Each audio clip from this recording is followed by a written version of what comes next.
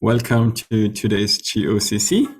Before we get started with the talk, let me remind you all of our community statement, following the 3 guiding principles, which we are all learning. Everyone has something to contribute, and no one has all the answers. With the third part, we also mean that you're encouraged to ask questions. You can either ask them in the chat, and the organizers will keep an eye on the chat, and we'll ask them at an appropriate time, or you can also unmute yourself and ask the question right away. And with that said, it's my pleasure to introduce to you Alvaro from University of Bonn, who will be speaking about the Littlewood-Richardson rule 3 ways. The stage is yours.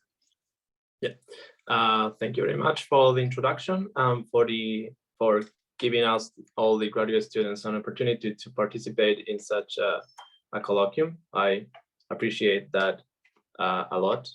As you said, my talk is called the Littlewood-Richardson rule 3 ways, and there will be some URLs, links throughout the slides. So if you want to check out the slides, they will be my webpage.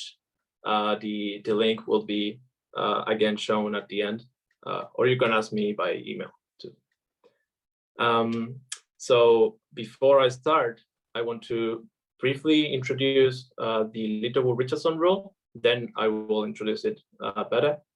The Littlewood-Richardson rule is the name given to many combinatorial rules found in representation theory. All of them explaining how do you express the tensor product of irreducible representations back as a sum of irreducible representations. And for this tensoring tensoring representations is the most fundamental way of obtaining new representations from all representations. So this makes this rule extremely powerful, and it's showcases in lots of parts of mathematics that have even vague relationships with representation theory, for that matter, like physics or normative geometry, etc.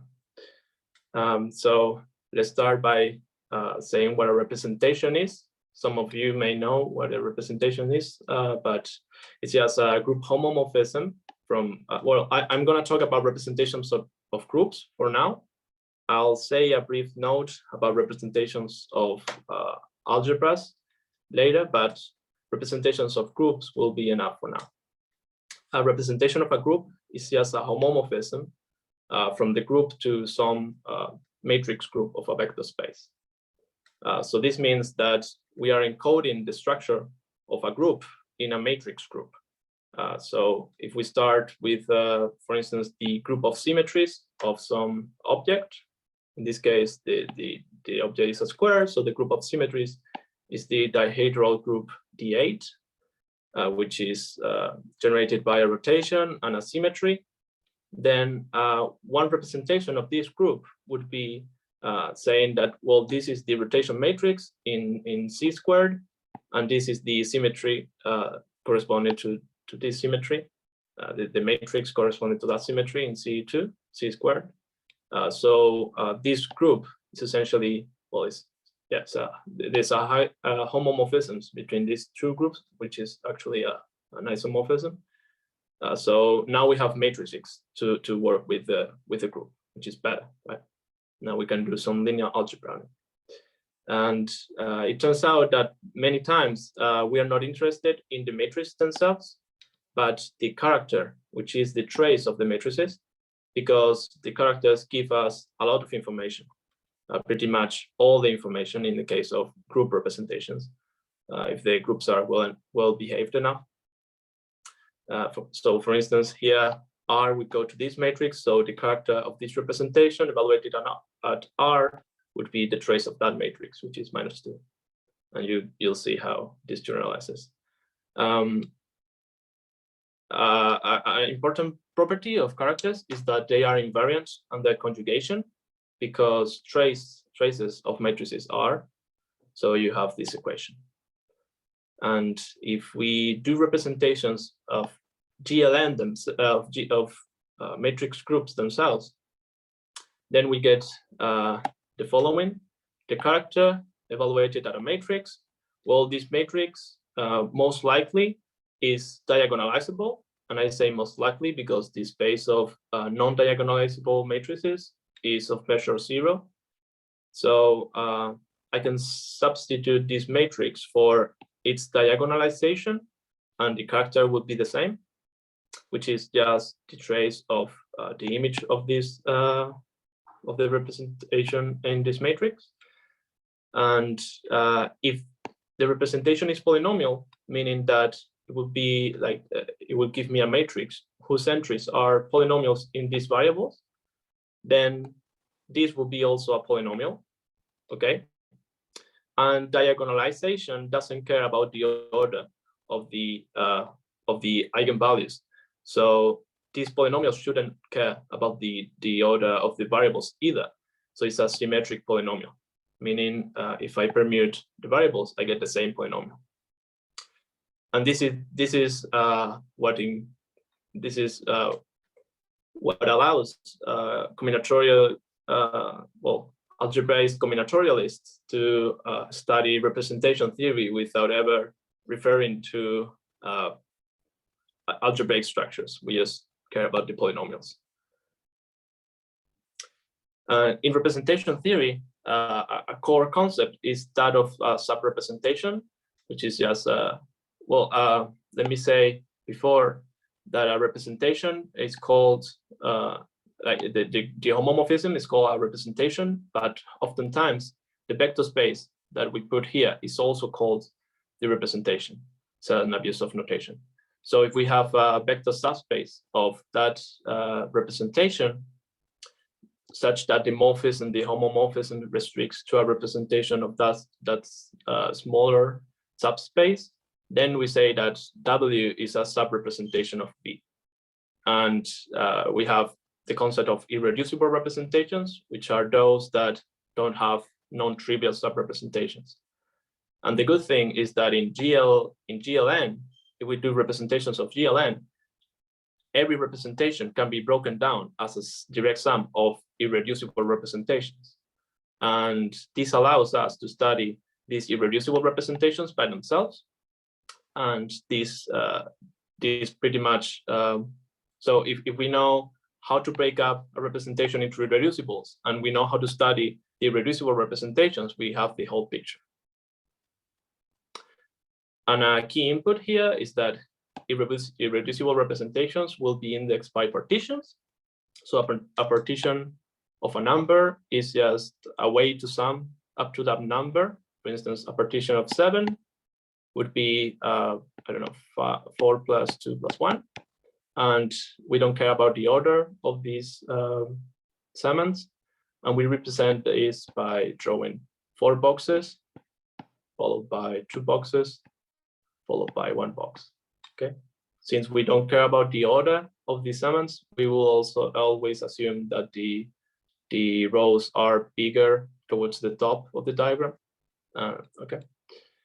And also the character evaluated, like, so the character of the reducible representation that is indexed by the partition lambda is a symmetric polynomial, as we discussed, and it will turn out to be a sure polynomial, which we'll introduce later. But remember this name, sure polynomials, they correspond to the irreducible representations. So the question is, if we have 2 irreducible representations and we tensor them, how do we break it up into irreducible representations? It will be a sum of irreducible representations, each one appearing a certain number of times. So what are those coefficients? And remember, this is half of the question that we asked before to get the whole picture of representation theory. We need to know how to break up representations into direct sum of irreducible representations, and then we need to understand these irreducible representations themselves. So this is like a pretty important question in this field. So the question is, again, who are the coefficients that appear in this decomposition? And the answer is done, any answer that you give to this, which is combinatorial, will be called a Littlewood-Richardson rule. And conveniently, this all translates pretty nicely to the realm of polynomials. So if we have the character of the tensor of this guy and this guy, then it will turn out to be the product of polynomials. And we know how to multiply polynomials, right? And then when we break this up into a direct sum of irreducible representations, well, this will correspond to the Schur functions, and these coefficients will just be here. So the question now is how to break up a product of Schur polynomials into a linear combination of Schur polynomials. But what are symmetric functions or unsymmetric polynomials that we are talking so much about? Well, these are symmetric functions are form of power series in countable variables that are invariant by any permutations of the variables. So I have here some examples. This one, for instance, is pretty clear to see. If you permute x1 with x2, then these two will permute, but the rest will stay the same, and the sum of them will be the same, right? Will stay the same. Here, exactly the same. And here, if we permute x1 with x2, well, this one will permute with this one will stay the same. This will permute with some ones that are in the dots because I cannot write them all, etc. Okay. And Schur functions are basis of the space of symmetric functions. So it makes sense to ask in general how to break some symmetric functions as a linear combination of Schur functions. And they are defined as the generating function of semi-standard Young tableaus. So tableaus are fillings of the partition diagrams that I described before. So for instance, this will be the partition to 1. And the tableaus have to verify, so semi-standard Young tableau means that it verifies 2 conditions. So in the rows, the numbers have to be, the integers have to be weakly increasing, and in the columns, they have to be strictly increasing. So here you see a list of some that we can get with this property. And now I said that Schur functions are defined as the generating functions of these tableaus. What do I mean by that? Well, if we look at this one, it has 2 1s and 1 2. So this will correspond to x1 squared x2. This one will correspond to x1, x2, x3. This one will also correspond to x1, x2, x3. And if you remember or look above, these are just the guys that I wrote before. So this example is actually S to 1, the Schur function indexed by the partition to 1. And if we make all the variables from n on equal, from n plus 1 on equal to 0, we retrieve the definition of a symmetric polynomial. Okay, so symmetric functions, symmetric polynomials, pretty much the same thing. Just the having an infinite number of variables or not. It's the main difference. I have a quick question. Yeah, go ahead. So looking at these, defining Schur functions as generating functions of these semi-standard Young tableau, it's not at all obvious to me that this would give me something symmetric. Is this an obvious fact, or is this a surprising fact? It is not. Okay. It is a surprising fact, indeed. Yeah, and I'm pretty sure that the proof has a pretty well-known name. Right now, I don't remember. I don't know if it's by the RSK algorithm or similar. The construction is pretty well known because it's a surprising fact, and you have to show. Yeah, there's some work behind it. Yeah, there's this Bender-Knuth involutions involved. Which one? Sorry. Bender-Knuth. Okay. Yeah. So there you go. I hope that answered your question. Let's go to the main dish of today, which is the first Littlewood-Richardson rule that ever was, which is here in the screen. So the answer to the question that we posed before is that this coefficient counts the number of tableaus of shape nu minus lambda. So here is it depends on nu, lambda, and mu. So nu minus lambda and weight mu, such that each reverse reading word is a lattice permutation. And these are a lot of words, but let's do an example. Let's pick lambda equals to 2, 1, mu equals to 3, 2, and nu equals to 4, 3, 1. So we have to create tableaus of shape nu minus lambda. So we draw nu, which is 4, 3, 1, and we subtract lambda, which is 2, 1, and I shaded the boxes that belong to lambda. So no numbers can go in these boxes that are shaded. Okay. Now we have to fill it in a tableau manner. So verifying the two rules that I wrote before, which are this rule, and with weight mu. So this means that it should give me the monomial. So mu is 3, 2. So it should give me the monomial x1 to the 3, x2 to the 2. Okay, this means I have 3 1s and 2 2s available to me. And now I have to put them here, verifying this condition. So we see if we look at this, we need to put a strictly smaller number in the upper of those two boxes. So it must be a 1 and the other one must be a 2. And now really I don't have any restriction for the other 3 boxes. So I now have 2 1s and 1 2 for these 3 boxes. So it could either go 1 1 2, or maybe 1 2 1, or maybe 2 1 1. Okay, and all of these are tableaus of shape nu minus lambda and weight mu. Here they are, the 3 of them. And now we have to verify the second condition. The reverse reading word must be a lattice permutation. So the reverse reading word is reading the entries of the tableau in reversed order. So we start from here and we go 1 1 2 1 2. Okay, so we would get 1 1 2 1 2. Here we get 2 1 2 1 1, and here 1 1 2 2 1.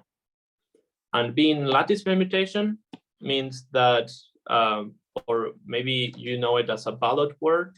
It's a ballot word. It means that at all points when I start reading the word, I should encounter more 1s than 2s, more 2s than 3s, more 3s than 4s, etc. So here there's more 1s than 2s, here 2, here 2, here 2, and here 2. Okay. Here no. If we start, the first word already has more 2s than 1s, so it doesn't work. So we can cross this one out. And the third one, here there's more 1s than 2s, here 2, here 2. Here there's an edge case, but we allow this. There's the same number of 1s as 2s. We allow this, and here there's more 1s than 2s. So we have two guys that are good and one guy that was bad. And so we say that the coefficient is 2 because it's counting this guy and this guy. And this is the theorem. This is the original Littlewood-Richardson rule. And this was published in 1934 by Littlewood and Richardson. Here you have, this is the original statement. It says, the following theorem enables us to multiply sure functions of any degree. And all of this is the statement of the proof of the theorem, I mean. And now they say no simple proof has been found. Actually, the simple could be dropped because they didn't find any proof, but mathematics were pretty different in that time. So it got published either way as a theorem instead of a conjecture. But many efforts to prove this rule were done subsequently. So 4 years later, Robinson claims to have proven it. But the paper, I haven't read it, but this is what all the mathematicians say. The paper had many holes. The paper was really obscure. It said, I mean, I can imagine it said things like this is trivial from blah blah blah and stuff like that, like a pretty obscure, opaque proof, and nobody considered the rule proved. Then in the 60s and 70s, Schnested, doing a completely different thing, developed a construction which then was seen to be equivalent to the Robinson construction that he had used to try and prove it in the first place. And in the 70s, Knuth generalized this construction even more. So now it's known as the Robinson-Schnested-Knuth correspondence. And this will give eventually a proof of the rule in 1978 by Thomas. And 1 year prior, Schutzenberger proves it using a different construction, which is called jeu de Takan, if you know about those. And by the way, if you're curious, Robinson's proof was eventually filled. The gaps were filled, but that was like in 2003 or something like that by McDonald's. And you can see the effort that the proof took in this chronicle by James, which says the Littlewood-Richardson rule helped men to get on the moon, but it was not proven until after they had got there. The first part of this story might be an exaggeration. So yeah, he considered the Littlewood-Richardson rule a pretty important rule, but he recognized that this, well, maybe not this important, and that the proof took a long time. And if you're interested about the history of this proof, I included a link to a paper that discussed this in greater detail. And since these proofs were done, many other different proofs are available to us. And I want to show two other ones. With when I mean proofs, I mean rules. There are many other different rules to this rule, to this theorem, or to answer this same question. One of those is by Knudson and Tao. So when they were pretty young, like I think they were like 24 or 25, each of them. Like maybe they're not the exact same age, but they were both pretty young. And in a series of papers, they developed some new combinatorial objects that also count these coefficients, or these coefficients also count these objects, I mean. So here you see Knudson, who is juggling, and here you see Tao, who is also in the position for juggling, but doesn't have any balls.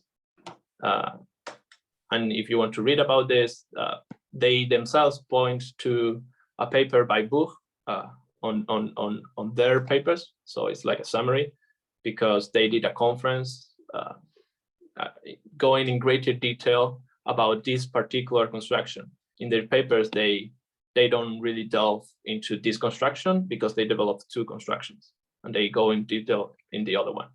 But I think this one is cooler and easier to understand, which is the Hive model. Just a second. There's a question in the chat. If you can say a few words about the Thomas proof, or about Thomas proofs. The Thomas proofs. Let me think about it. No, I don't think I know exactly how he proved it. No, I'm sorry. No, but that's a good question. I should have looked into that further. Sorry. No problem. Thank you. Yeah, okay, so as I said, the Knudson and Tau way is by via the hive model. So a hive is a triangular array of numbers that satisfy the rhombus inequality. So this means that each time that we find a rhombus, a unit rhombus here, so this is a rhombus, or this is a rhombus, or this is a rhombus. So anytime we find one of those, the short diagonal should have a greater or equal sum to the greater diagonal. So for instance, here I have 2 plus 5 greater or equal than 4 plus 3. Okay. And their theorem is that the answer to the question that we were trying to crack is that the coefficients count the number of hives which have a 0 at the top, and such that the northwest face gives us lambda in some way, the south face gives us mu, and the northeast face gives us nu. And how do I mean that? Well, in this case, you can see from here to here, we jump up by 2. From here to here, we jump up by 1. From here to here, we jump up by 0. So this would be the northwest face, lambda equals to 2, 1. And here I would have 4, 2, 0. So mu equals 4, 2. And the south face gives me 2, 1, 0. So mu is equals to 2, 1. Okay. So if you don't remember the definition of this, was when I multiply S sub lambda with S sub mu, the coefficient corresponding to S sub nu in the linear combination of sure functions that give me this product would be the number of hives that verify all these properties. Okay. Can you just recall what's the rhombus inequality? I didn't quite get that. Yes. Yes. Let me erase a bit. So anytime that I find a rhombus, a unit rhombus here, so for instance, this is a rhombus, and I should have the short diagonal being greater or equal than the longer diagonal. So 2 plus 4 is greater or equal than 5 plus 0. And I have another rhombus here, and 6 plus 6 is greater or equal than 5 plus 6. And I can take another color for maybe, I don't know, this is a rhombus, a unit rhombus. So 2 plus 5 should be greater or equal than 4 plus 3, etc. Is that clear? I'll take this as a yes, I guess. Let's see an example of the rule. Let's take lambda equals to 2, 1, mu equals to 3, 2, and nu equals to 4, 3, 1. So we need to see here lambda, which is 2, 1. So we start with a, okay, I shouldn't do it soon. We start with a top 0. So this is given. Then I already started with the boundary of the hive, but you can get it pretty easily. You start with a 0. Now here should be going 2 up, so it's a 2. Now I should go 1 up, so it's a 3. Now I shouldn't go any more up, so it's a 3. Now starting with this 3, I should go 3 up to a 6. I should go 2 up to a 8, and I shouldn't go any more up. Now starting back here, I should get 4 up, then 3 up, then 1 up. Okay. And there's this one remaining. So for that one, I cannot use these boundary conditions. I have to use the fact that it is a hive. So the fact that it verifies the rhombus inequality. So if I call this X, I get all these inequalities here, each one corresponding to a different rhombus that involves this X. And this is a lot of inequalities, but there's only really 2 inequalities here. There's 6 greater or equal than X, and X greater or equal than 5. And all the other ones are either of the 2. So there's only 2 options for X. It's either 5 or 6. So there's 2 hives with all these conditions. And so the coefficient is 2. And I think this is a pretty cool way of looking at the rule, because it's a pretty concise way of expressing it. You don't have all these lattice permutation, reverse reading word stuff going around. And this is pretty computable too. So that's nice. But at first, it is really weird that this works, because sure functions were defined as the generating functions of some tableaus. So it makes sense that when we multiply 2 sure functions, what we get is a rule that involves tableaus in some way to explain the product. It doesn't make too much sense that these triangles will pop up. So I want to show the proof of why this works just by using the fact that the other one is true, the other rule is true. So there's a bijection from these tableaus that we defined before and these hives. And the bijection is done in 2 steps. The first step, we construct a triangular array, which starts with a 0 at the top. And then in the first column, we're going to count the number of shaded cells. So first column, first row should have 2 shaded cells. So this is a 2. Oh, sorry, this is a 2. Second row should have 1 shaded cell, 1. And third row should have 0 shaded cells. Now, second column is going to count the number of 1s that I find. So I have 2 1s here, 0 1s here, and 1 1 here. Third column is going to count the number of 2s, 0s, 2, 0. So I should really put a 0 here. And the last row, the last column counts the number of 3s, so it's 0, 0, 0. And the fact is that we know that these 3 guys here are always going to be 0s. So this is actually a triangle. And why do we know that? Well, imagine we had here a 1.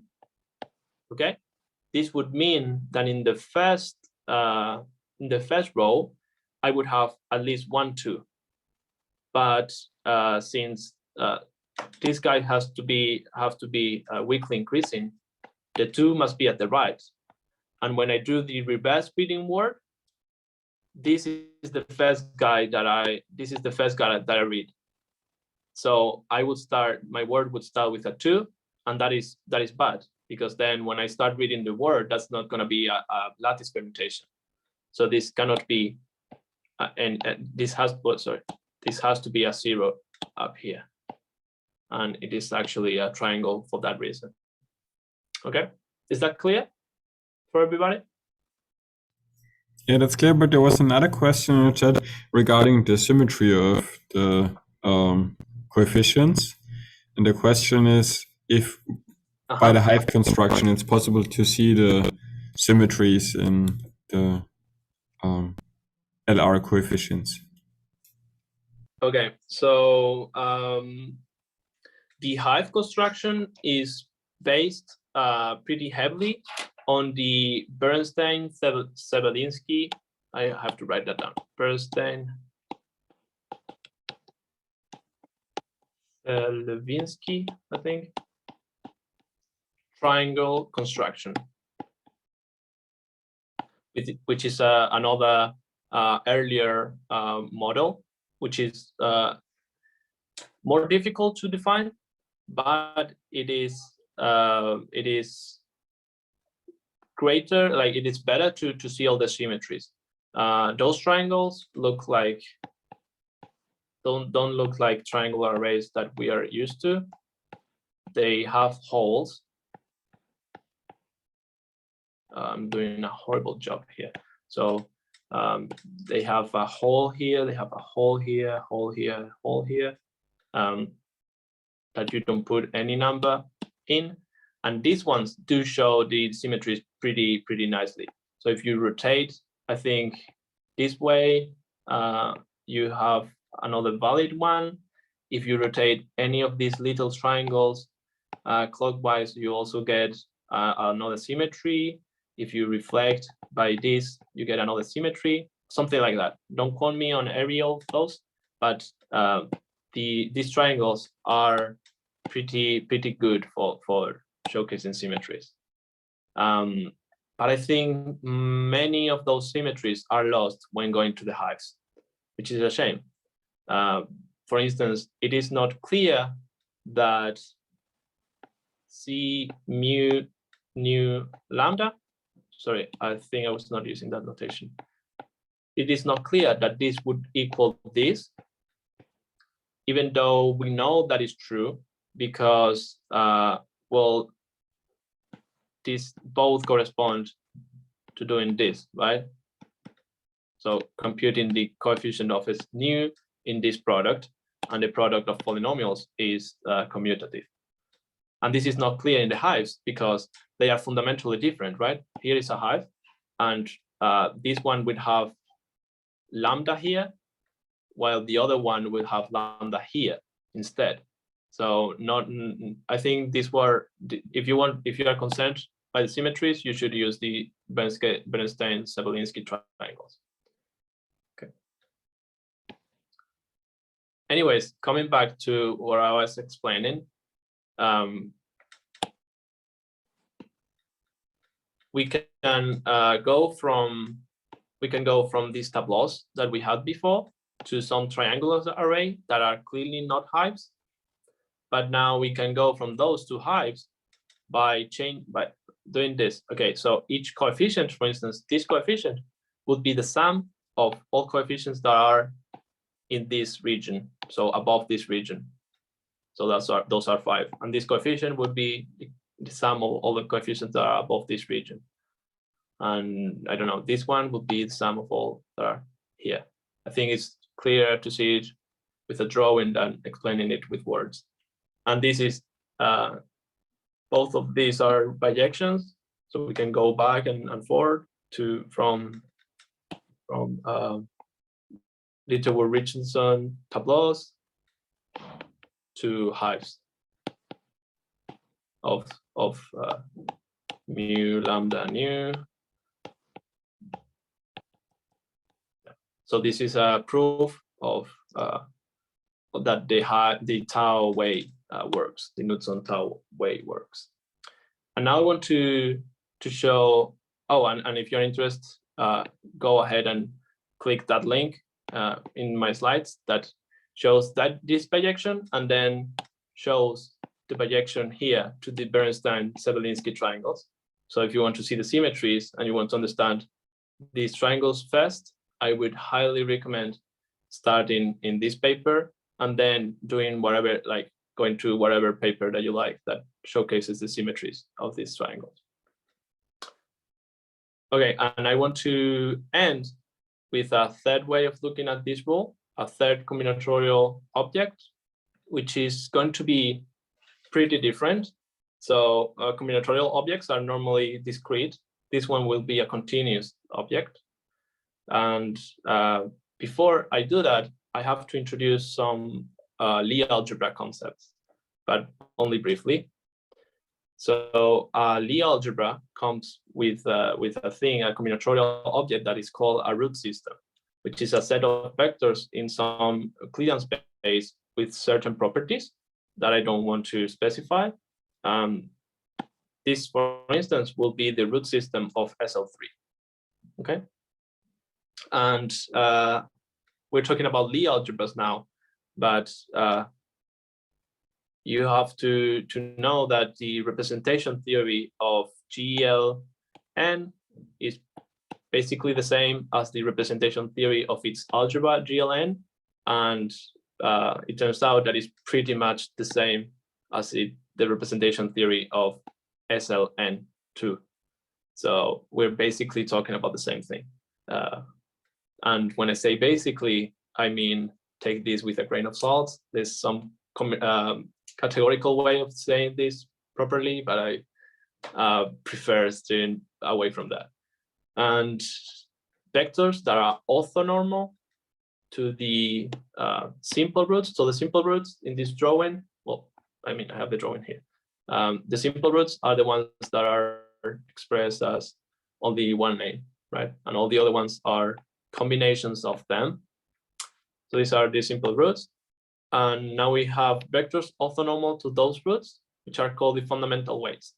What do I mean by orthonormal? So omega-1 will be orthogonal to all the roots except for the first one, and then omega-1 product with the first one should be 1 scalar product.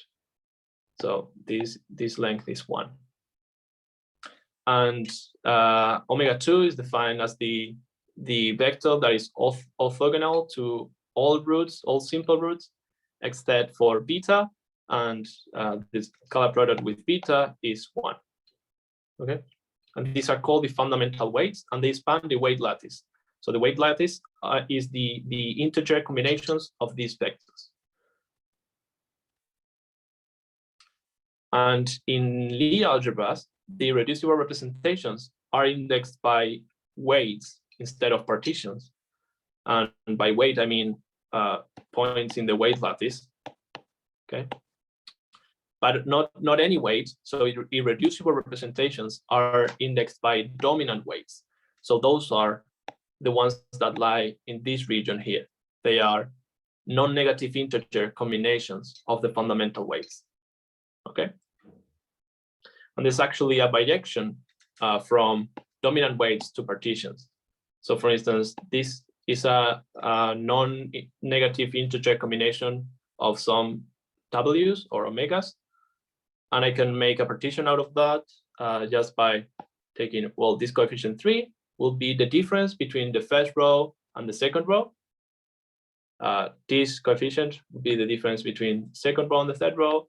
This coefficient would be the difference between the third row and the fourth row. And then I do this thing in which I do the smaller partition with that property, because any partition that is like this or has whatever here would have the same guy, same dominant weight, but I just take the smallest guy that has that property. Right? And I can clearly go back. I can look at this and go back to the dominant weight. So it is a bijection. And for type A Lie algebra, so SLN, the character of our irreducible representation corresponds to a sure polynomial, just like before. So now I have a representation indexed by a weight gamma, and it will be indexed by a sure, so it would be a sure polynomial indexed by the partition corresponding to that weight. Okay, so pretty much the same story as I announced. And I'm talking about type A Lie algebras. There's types B, C, D, and special types. There are also non-commutative symmetric polynomials here corresponding to the reducible representations, but I don't know much about this. I do want to know about those, though. So if you do know, please send me an email, because I'm interested in it and I don't know where to start learning about those. Anyways, let's go and consider. Let's do let's construct this object. So the object that we're gonna be using now is not tableaus and it's not hives. It is paths. Paths in the weight lattice that start on the origin and end on a weight. So in a gray dot. So this pi is one of those, right? And we're gonna define two operators, f alpha and f beta, that dislike positive movement in the alpha and beta direction. So if we look at this pi, we see that it starts in the origin and it ends closer to beta in the beta direction, right? It ends like one step closer. It started like in this step, and now it ends in this step.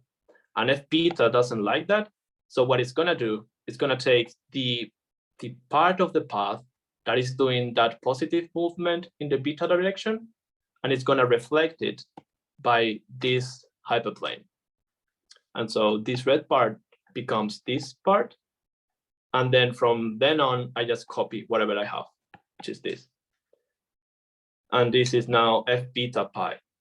Let's keep doing this so we get a hang of it.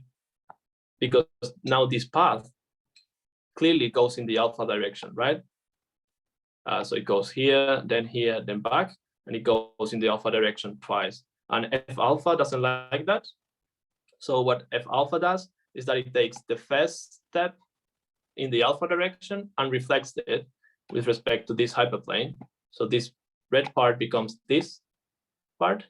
And then from that point on, we just copy what we had.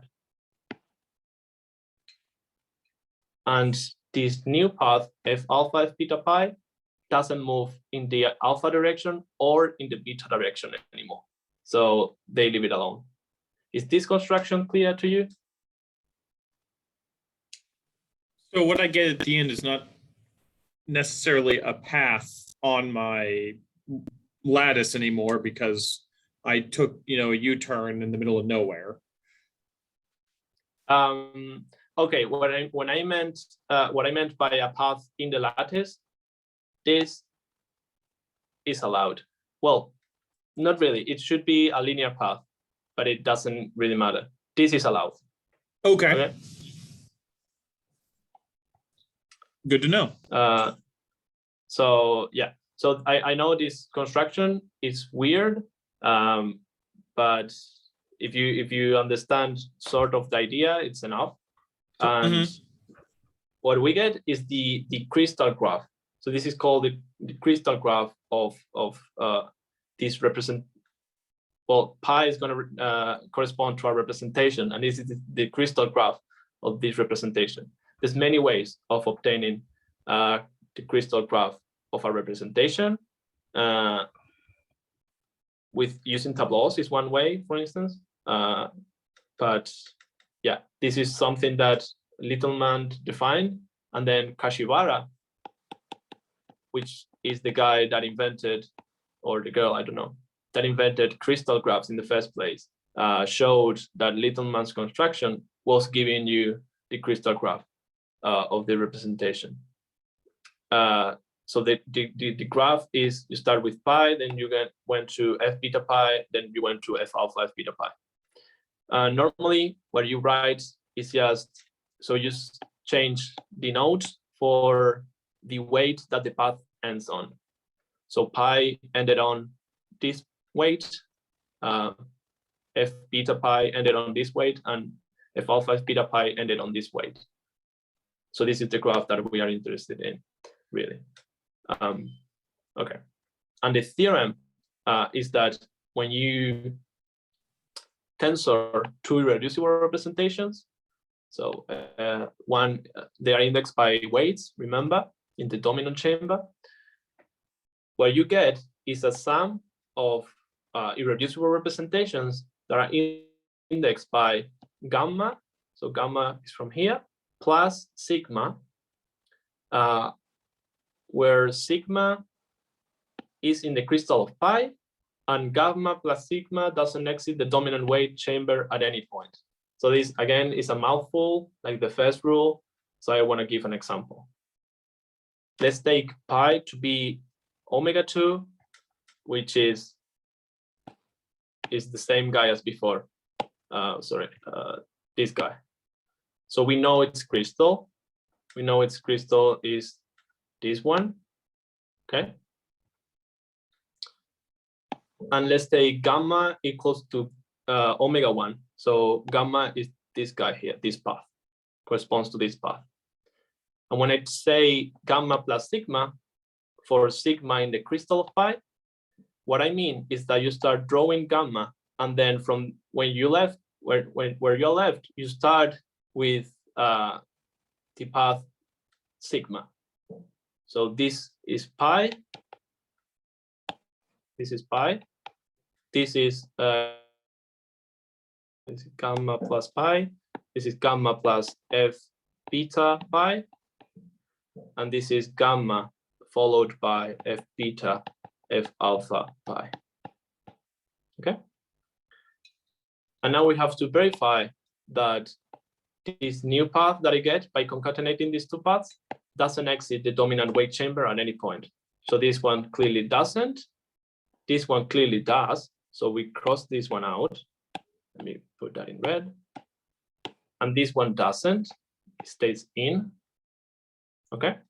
So now the theorem says that V sub pi tensor V sub gamma equals V sub this weight, which is omega 1 plus omega 2, plus this weight, V sub 0. And if we do if we translate every weight to a partition, we get this the composition, which if you know anything about sure functions, you can clearly see that's true. That's S11 times S1 equals S21 plus S111. Okay, so this is the theorem that Littleman came up with. And just to be consistent, every other theorem I stated as this coefficient counts something. Well, you can also do that here. Just counts the number of dominant paths that end in blah, blah, blah, and can be written as a concatenation of blah, blah, blah. Just if you want to read it, but this is the theorem. It's the same thing. And it is true that this may seem like a step backwards because Tao's rule is really, or Knutsson-Tao's rule is really computational. They are just numbers in an array. And this one involves continuous paths in some weird spaces that for us were drawings because we were working in SL3. In SL3, the root system is in R2 or in C2. No, sorry, in R2. But for SL2, it is in R. For SL4, already we are in R3, and looking at the paths there is way more difficult. But now try imagine SL7, where the paths are in R to the 6. Doing paths there doesn't seem like a good idea. But the theorem holds for SLN for every n, so explains all what the other two rules explained, but it also works for the types B, C, and D, and the special types, not all the special types, but also some special types of Lie algebras. So we saw that the Lie algebras of type A were really similar to the representation theory of groups, but the other ones we don't know. And still, this theorem holds word by word in those types. So this is a generalization of the rule. And I want to end in this and this slide. Here is the papers that he published in the 90s. So it reads a generalization of the Littlewood-Richardson rule. And yeah, here is a diagram where he was explaining these operators with the reflection stuff. And that's it. That's all I wanted to talk about. And again, I have here my webpage and my email if you want to get the slides for yourself. And thank you very much. Thank you for the talk. Let's thank our speaker. Are there further questions? Some were already asked during the talk, but is there something you want to ask? Oh yeah, there's one in the chat. Have people tried to come up with this explicit bijection between all these constructions? Yes. So yeah. There's an effort on doing that. I mean, we have already seen quite a fair bit of bijections because this one involves four different guys. but there's more bijections here hiding. So let me erase this. So these are Littlewood-Richardson tableaus. These are Littlewood-Richardson triangles. These are hives. They are in bijection with Bernstein-Sevelinsky triangles. Hives are in bijection with the honeycomb model, which is the other combinatorial object that Tao developed. Knudson Tao. I keep saying Tao and only. Sorry to Knudson. Knudson Tao developed both hives and honeycombs, and they actually were more interested in honeycombs because they had developed this bijection here before. So yes, there's also explicit bijection like this one, and the sub-bijection here pretty explicit for paths, LS paths, which is how Littleman calls the paths. The L and the S don't stand for Littleman; they stand for other two people, which is the name that he gave them. But then people started calling them Littleman paths. So yeah, there's a lot of bijections that are pretty explicit here. They are known. Any other question? Yeah, I guess there's one more regarding the bijection. So is there a nice bijection between paths in the Littleman lattice that exit the dominant chamber and non-valid paths that we want to exclude in the original LR rule? Ooh, that's an interesting one. I haven't thought about that actually. That's a really good question. So this bijection here is way more obscure than the other ones that I pointed here, because you have to translate this tableau into a crystal first, and then go into an abstract crystal, so one that doesn't necessarily come from any representation, and then you can go to the Littleman path, and in this crystal is where you should check when you are excluding things, because you are excluding things just in the Littleman case. When you are multiplying, when you are tensoring, I mean, you're doing like tensoring here and tensoring here. They have the same rule because they are both crystals. So there's a inclusion exclusion type deal too here. And now you would have to check if the conditions here are precisely the ones defined for these tableaus. And that I don't know, that I haven't checked. But that is a really interesting remark. I'm not sure if you answered this question from Vishal Deb about what's the intermediate construction you have here. I think I missed, like, how do you get from the Littlewood-Richardson tableau and into this intermediate tableau? So you mean, what is this arrow, yeah, or what is this object? No, how do you go from the tableau to the hive? So yeah, so this first construction is you start by putting a 0 at the top. That's you have to do that, and then the first column you read the number of shaded cells. So there's 2 shaded cells in the first row, then 1 shaded cell, then 0 shaded cells.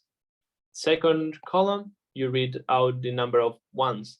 So there's 2 ones here, 0 ones here, and 1 1 here. And then you read the number of 2s, then you read the number of 3s. And yeah, the hive could be, the triangle array could be bigger if you want.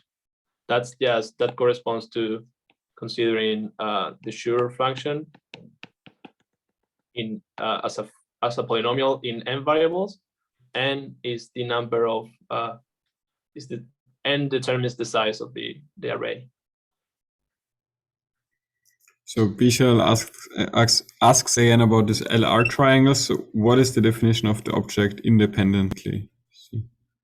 Oh, I think it is actually just a placeholder that just like, I think it is just defined as literally what you get when you take a Littlewood-Richardson tableau and you express the same information but in this way. I think there's no benefits to studying these objects over these ones because they give you exactly the same information, but this one is easier to keep in a computer. I mean, I wonder if there might be a way to define this using inequalities, because you are defining hives using inequalities, and then you obtain this by adding up some. So yeah, I'm just wondering if there might be some inequalities, like you had the Rhombus inequality to define hives, if there might be something like that, or and then.